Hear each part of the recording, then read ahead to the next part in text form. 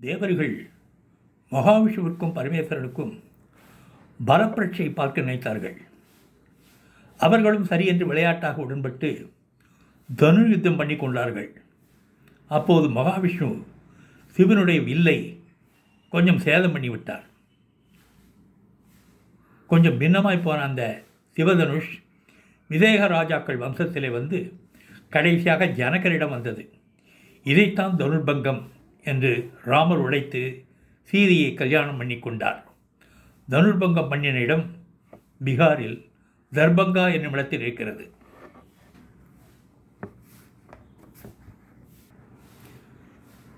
பிறகு அவர்கள் அயோத்திக்கு திரும்புகிற வழியில் பரசுராமர் ஆக்ரோஷமாக எதிர்பட்டு ஒரு வில்லை ராமர் முன்னாடி நீட்டி, நீ ஏதோ சொத்த வில்லை மிதிலியில் உடைத்து பெரிய பேர் வாங்கிவிட்டாயே, இப்போது இந்த தனுஷை நான் பூட்ட முடிகிறதா பார் என்று சிவவிஷ்ணுவின் தனு யுத்தத்தில் பழுதாகாமல் இருந்த நாராயண தனுஷ் இதுதான் என்றார்.